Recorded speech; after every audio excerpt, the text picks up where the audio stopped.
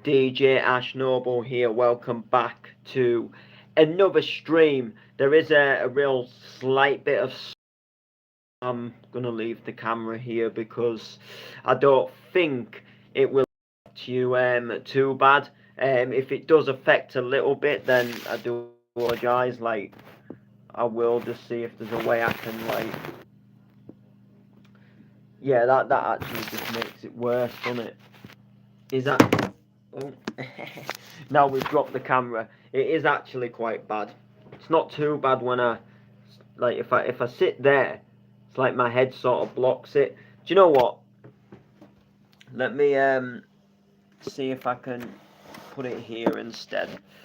Just then it is actually out the way. I didn't think it was too bad, and then actually after sort of looking, I sort of thought actually it is quite bad. Welcome back to another stream. So today we're doing the aftermath of the summer courtyard party. So if you're unaware, if you don't know how these streams work, then essentially if I get like a DJ booking or I get like booked somewhere to play an event, I'll do a stream and I'll like announce where I'm playing, and then when I'm at the gig, if there's like footage to get, like I'll get footage of like me performing at the set, performing at the event at the gig, and then I'll try and put some footage up. Sometimes I don't really manage to get any, depending on the event and what it is. And then what I'll do is like the day after the event, or like a couple of days after the event, depending on the time I've got and my busy schedule. I do a stream which is the aftermath, and I do just kind of like a little bit of a talk, just about sort of how the event went and stuff like that. So the summer courtyard party, what can I say about this event other than it was absolutely fabulous. It was amazing. That is the only that they're like just putting it lightly for me. So there's always like a big kind of like I don't want to say a debate, but there's always kind of like been a big sort of like discussion in Hull, since I've sort of like been a sort of part of Hull itself, and like being sort of involved in the music scene in Hull, as far as like raving goes and dance music and DJing.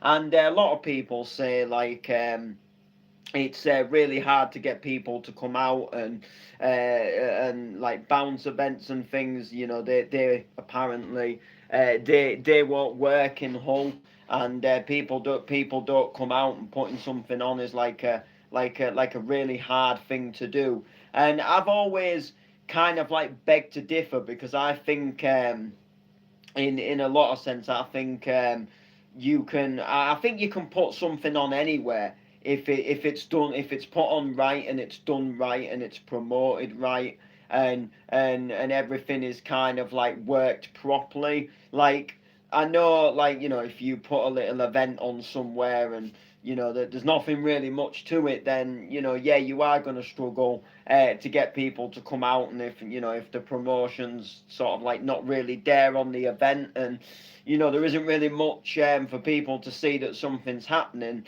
and then there's like another event on the same day that will capture people's eyes, then they'll go to that other event. But a lot of people say like you can't sort of like put something really on in Hull. It doesn't work. People don't come out. People, and like I say, I beg to differ. I think if something's put on, something's promoted right, and people know that something's happening, and there's a lot of build up and a lot of hype to it, then it's obviously I think there's every bit of chance that something can do well. And yesterday was just like 100% proof of that.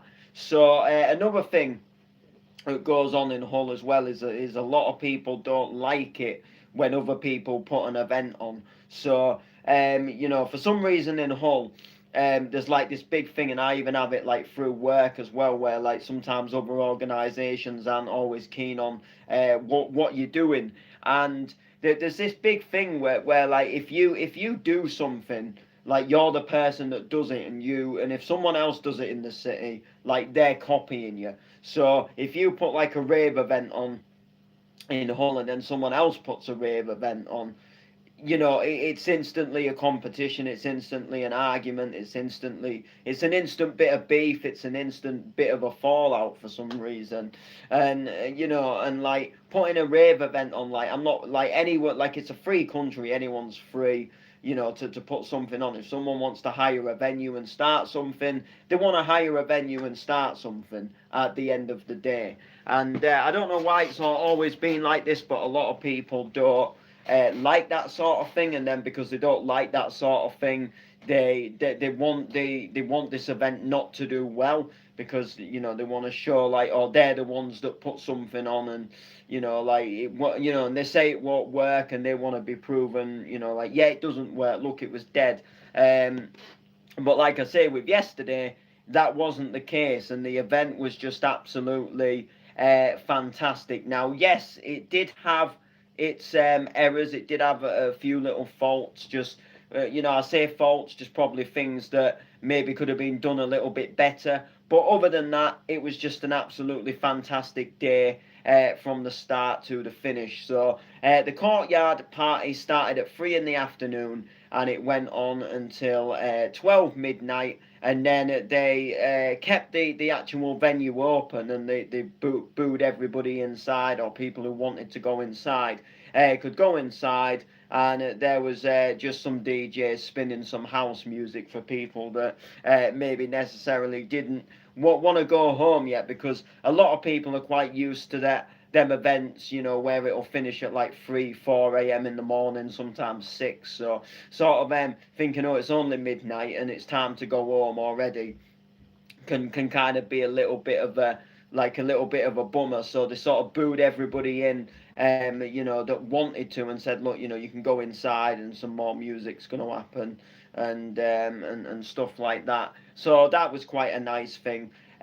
So I was on at 3 o'clock, and I was in the hard files room, and we kind of got given like the smallest little room that the venue had to offer, and it was kind of like it was in the boiler room, which was kind of like a dungeon. And I think the only sort of like issue with it like being down there is it doesn't really look very inviting. So, like, when you're out there on the courtyard, there's nothing to really sort of like say, hey, look, there's something going on down here. It was just a little bit, yeah, there's a little gate and some steps, and I think the only people that really sort of went down there was people that sort of thought, what's down here? And like, oh, there's some steps here, like, can you go down here? Kind of just on a little bit of an exploration, and then come down and thought, oh, there's actually a room in here, or oh, this is where the second room actually is. And it was a little bit of a gutting thing in a way for that, because it just meant that people that were down there, they didn't necessarily get too much of a crowd, because not a lot of people really knew, hey, you could go down here. And that was the only kind of like sort of like a little bit of a disappointment, that I would say, that was like was that was kind of like the only thing in that sense. So I just think, like, if they'd have put some form of like sign, or if there was something sort of like lit up that sort of says like, hey, come down here, or even like that there's like a little bit of railings and stuff, like, before you go down the steps, like, even if it was just putting like tying a banner to the railings that that had like the Hard Files logo or something, like, to go down them stairs. Like it wouldn't have been like a horrible thing. But like I say, sadly, there was just a little bit of a lack of people, I think, not really knowing where to go. Now, I sort of suspected that we was going to be down there. That was sort of in my head all week, that we was going to be down there. And I knew it's not the best room. Like, it's not a horrible room. It's just, like I say, like, a lot of the time you just don't know there's something down there until you really go and explore. And that's not just with this event yesterday. This is a lot of events. You don't always know that there's something on down there, because it just doesn't look like there would be something down there. You kind of expect, like, down there to kind of be like just maybe like a little like a little storage room or something. Not go down there and there's actually another room down there. So it was a little bit just a bit gutting in that sense. And then the house room, that was in like the main part of the old school house, or like the main indoor room where they had the essential house. And again, that was an all right room, but again, like a lot of people was just enjoying the vibes outside. To be honest, there was people venturing into the house room because you knew something was there and it looked a bit more inviting.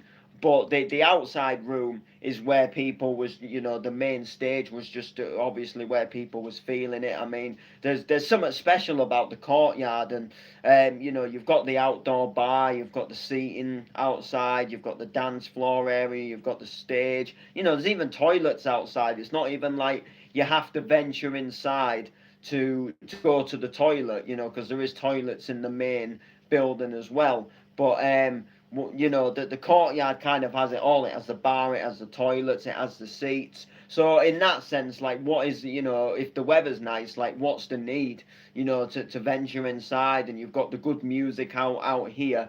Why would you want to go inside, And I think that was just maybe a little bit, which obviously I'm not saying, I'm not saying like knock the toilets out from the courtyard or you force people to go inside, but I just think the courtyard was just offering such a good thing, that there wasn't really too much of a real excitement to go into the other rooms.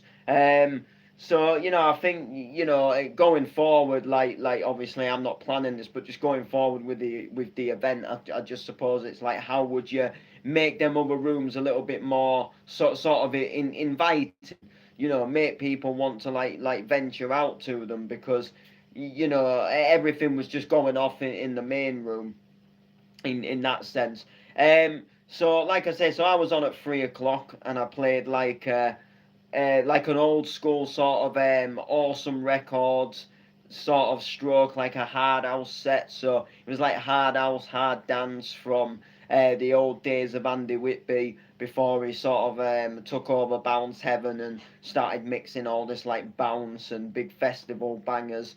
When he used to sort of do like his hard cast, and when he used to do his other shows as well, his Whitby Weeklies, and when he'd played the Tidy Weekenders and stuff before he obviously moved over to do bounce music. So I always liked that era of Andy Whitby. It was the era that got me into Andy Whitby. And when they put me on in the Hard Files room, I'm not a big like hardstyle person. I enjoy it, but I don't own a lot of hardstyle music to like put hardstyle sets together, and like reverse bass sets. Like, I do enjoy it. It's just not something that I personally like have chosen to mix over the years, and I just don't own that much music of it. Like, I would like to venture into it and have a little go at mixing it, but I just don't really do it. It's just it like I enjoy, like I say, listening to it, but I've just never really got into mixing it. So I've always kind of been like bounce, hardcore, house, trance, them kind of things. And I like sort of like when some of them sort of like genres, go into like heavier drops. And I think that's about it for me as far as like the hard style and the reverse bass really goes. So I decided, if I'm going to take things a little bit harder, without going like full on hardcore, let's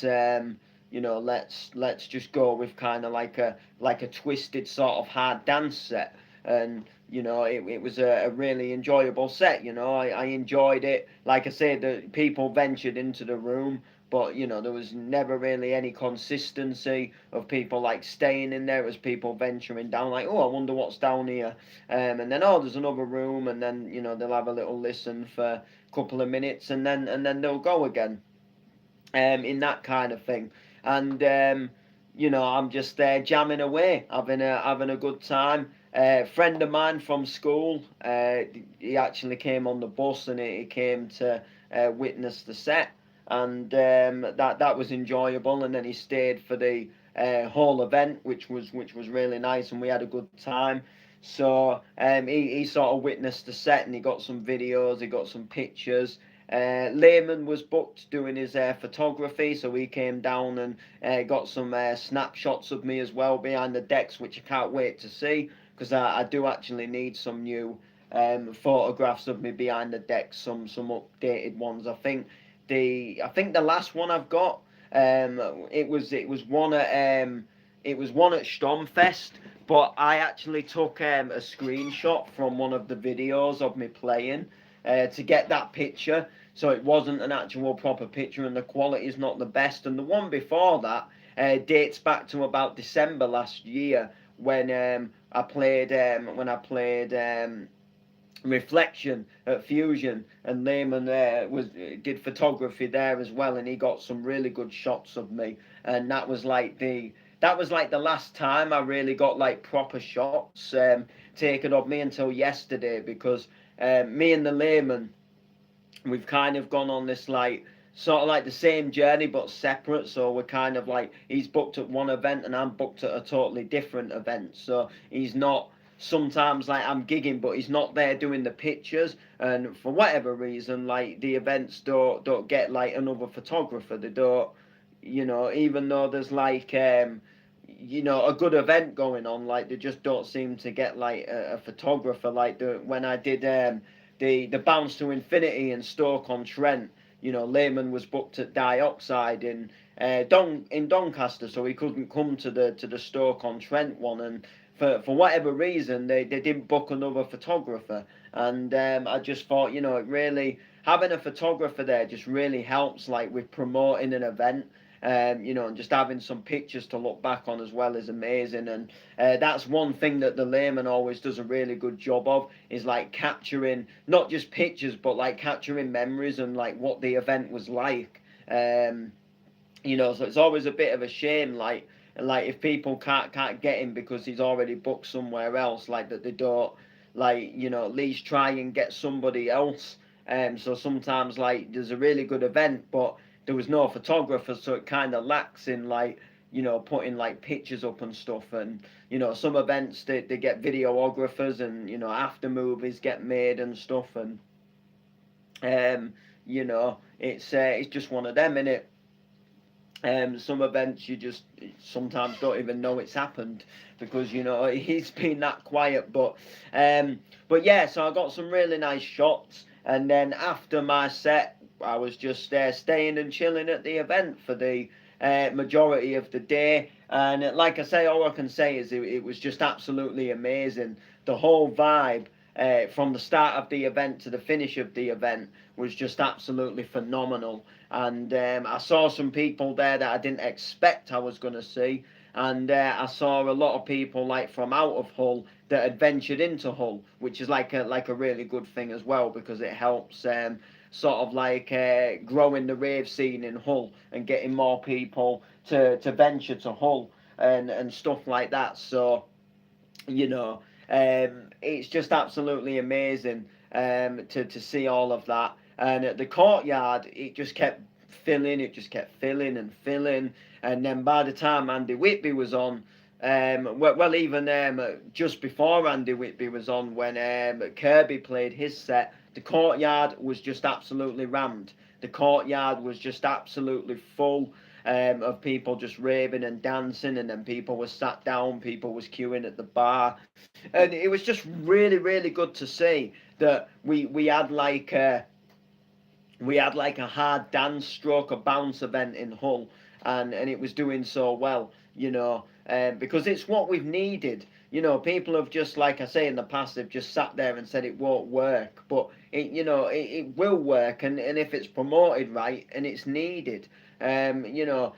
People, they say like, oh, people don't want to come out in Hull, and and things don't work. But if there's something that's like advertising to make people want to come, then people are going to come. Like there was like there was the king of bounce. There was Andy Whitby headlining, but then not only that, there was John Neal who was also headlining, who was, like a big part of Sopranos. And then, if that's not enough, we'll give you Pitch Invader as well. And, it was different names. It was people that don't come to Hull all the time. It wasn't the typical people that you always see coming to Hull. And then, there was just an inviting lineup, and then there was the fact that they put a competition on for DJs as well, which was like a really good thing to do. They were sharing people's promo mixes, which was another great thing to do. They was promoting the hell out of it. People knew it was on. People knew it was happening, and they just had an absolutely just amazing. They just had an absolutely belting turnout, and you get two people that have promoted and put events on before, and they put their heads together and they go, right, we're going to put this sort of like mega summer outdoor courtyard party on, and we're going to bring it to Hull for the first time. And can we pull it off? And they did pull it off. You ask them to put a rave on and fill it out and practically sell it out, and that's exactly what they do. I mean, Skiddo was warning me that there was there was fewer than 21% of tickets left, and and the result of that was just, you saw it in the crowd. There was just so many people, and then some people even came after the Humber Street sesh, which was really nice to see as well. So it was just like a really good vibe, and all the sets were absolutely belting. It was just, like I say, one of them events where it just, as the day went on, it just kept filling up, and then it kept filling up a little bit more, and then a little bit more, and then before you know it, like, the place is just absolutely heaving. There were some people that I didn't see that I thought, like, do you know what, I thought I'd see them coming and venturing out, and they didn't. And and I just thought, well, you've missed out really here. And then there was even like someone who asked me like if it was busy, and I just thought, like, you should be here, like, with the whole scene, like, get amongst things and get supporting things and get out to things, and and don't just sit there stuck in your own ways wondering why things won't work. Like, come out and see why this is working, and show that you're so and so from so and so, and and just kind of show that fellow fellow so and so's come to support something, another top event going off in our city, which I just think is like definitely the way to go, and like the way to do it.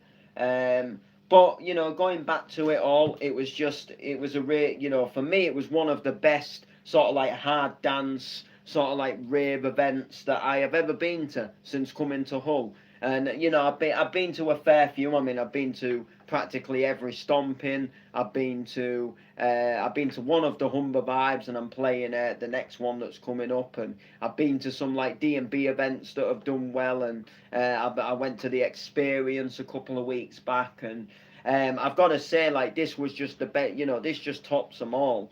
And that's not to that's not to sound harsh, and that's not me saying anything against the other brands, because they're all still absolutely wicked and amazing brands. But this event just absolutely nailed it out of the park, and gave what the town was needed, and it was a fresh, like I say, it was a fresh lineup without just always the same people sort of appearing on every flyer, and it was just something different. It was bringing some different names in the headliner scene to Hull. The competition winner was somebody different, just who isn't even from this area, who drove up, travelled up to play. And then like some of the other people playing was like some people out of town as well, and then there was some like local Hull people as well, but not the people that don't always play in Hull. Like me, I play a lot of the time out of Hull. It's very rare that I do sets in Hull.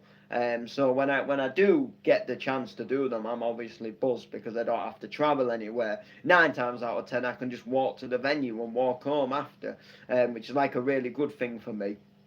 As I'm sure it would be to anybody who's maybe used to doing like 3-hour motorway journeys. But pardon. So yeah, the set of the night for me. the set of the night for me, I've got to say, was actually Friday Night Posse from Clubland. They absolutely smashed it. They played. He played an absolutely belting set. Did Harry Bangle, and it was so good to see. John Neal, he played an amazing set. James Avon, he actually played a really good set as well. What I heard of his set, I sort of came out of the, the dungeon from doing my set, and obviously just sort of taken over the decks on the outside. And I've got to admit, if you do happen to watch this, James, like I do apologise, but I was actually like scratching my head for a good while, like wondering like who is it who's on now? And I heard this guy like rocking out the donk, and then I saw like the Mark James who was on first. I saw him like venturing about and getting a drink at the bar and stuff, and I thought, well, he's finished his set, so the next person's come on. And I was just trying to think for ages. And then I heard a guy and he was on the mic and he was like doing a little bit of hosting and hyping, and I'm thinking, who is it who's actually on next? Until I went on Facebook and looked at the set times again and thought, oh, it's James Avon from Bounce Elements. So obviously, once that happened, I ventured over to the stage to obviously go and say hello, and it was a really banging set. It was really good. It was really enjoyable to listen to. There was some absolutely banging bounce tunes in his set. And then after that, it was taken over by Healy, who again absolutely played an amazing set, just full of like bounce and hard trance and hard dance bangers as well. Some unexpected drops, some things that take you on kind of like a twisted journey. So again, that was like a really good thing to see as well, and it was absolutely fantastic in that sense to see. And then after that, John Neal, like I said, John Neal took over, which was a really good thing to see as well. So John Neal again playing some absolute belters, and then Kirk Lloyd took over after that. I believe it was Kirk Lloyd. So yeah, so Healy was 5. John Neal was 6. I think Kirk Lloyd was 7. Friday Night Posse was 8. I think I might have got it completely wrong, to be completely honest. I know Healy was 5, and then I know John Neal definitely took over at 6. And yeah, and then I'm pretty sure that Kirk Lloyd took over at 7 with a Friday Night Posse at 8. And then I know Andy Whitby was on at 11. I know Kirby was on at 10. 10 till 11, and then Whitby was 11 till 12. So yeah, it was just an absolutely belting day anyway. You know, we can sort of itch our heads and go over the set times again, but I can't remember it fully, but it doesn't really matter, does it? So yeah, that was the summer courtyard party. And they did announce on the mic at the end that they were going to be doing another event, so there will be another one. I don't know if they said May next year, which not a bad thing. I don't know if they said about maybe doing something sort of like near Christmas time or New Year or something like that. So that'd be a really, doing something like that on New Year would be like a really good thing. You know, just getting a proper big New Year's party, you know, and being able to go there as well, and it just being Hull as well, that'd be like an amazing thing, because that's one thing I've always kind of like itched my head about as well. Like, there's never really been any like good raves on in Hull, like on a New Year since I've been coming to Hull, and I've always thought like, why didn't Stomping ever do like a New Year party, or why didn't like another event put like a New Year party on? I think like, I don't know if like Deja Vu have like done stuff like that before. I can't remember, but I've just thought like, you know, there's always like the destruction at the warehouse. That's always something that obviously goes on on New Year. But it would be nice to have something in Hull that would go off for the New Year. That's something that obviously would be an amazing thing. So yeah, so like I said, that was the summer courtyard party. So next up for me is Humber Vibe on the 2nd of September. And I'm actually, that is it for me now. I broke off now from music and gigs. Like this week, I'll be doing some stuff on FL, but then that'll be it. I'll be like closing down, and I'll be having a break as I'm going away to the Isle of Man next weekend. So I'll be away for a week. So from sort of next Thursday, just after next Thursday, sort of just after next Thursday evening. Well, probably just after Wednesday, because Thursday I do my studio. You know, I do studio session with work. So just after sort of like probably Wednesday, I will be really proper like just winding down from like FL Studio music, because I'll be going away. So I'm going away to the Isle of Man for a week, and then I'll return the following Saturday. And then sort of like into the beginning of the week, I'll be getting back on the music things, and I'll be sorting out obviously for the set at the weekend. And also there's a booking that I have yet to announce as well. So technically the UV party, the Humber Vibe, technically it actually won't be the next gig, because I'm actually announcing one that's going to take place the day before. And I'm going to be going back to Leicester. That's all I'm going to say. So they've got me back to Leicester, and I'm looking forward to it, because you know the thing about it is like I know what I'm doing, if that makes sense. Like because I've just like literally been and I've just kind of done that the week before. Like I know now like where to stay over. I know like just like and everything just kind of works out. I'm not thinking like like how long is it going to take to get there, and where am I going to stay, and how far to the venue is it going to be, all that kind of stuff. Like I already know it now, so I'm just like literally going to just stay at the same place, know the train times, know where I'm walking. So what I'll do is I'll go on the Friday, obviously, set off on the train, and then I'll go to the place, obviously, where I'm going to stay, check in, 5 p.m.,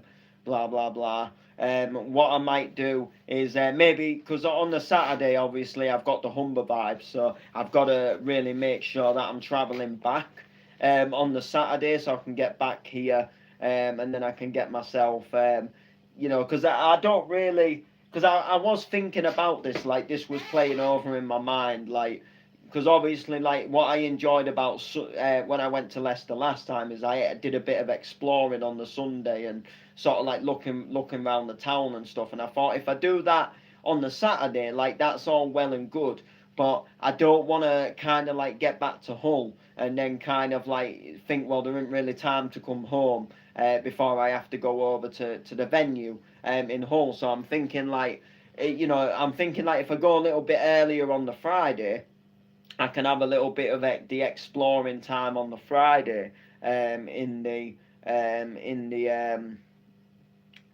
Leicester, and kind of make that sort of like the exploring day, and then Saturday can just kind of be like the get up and travel back.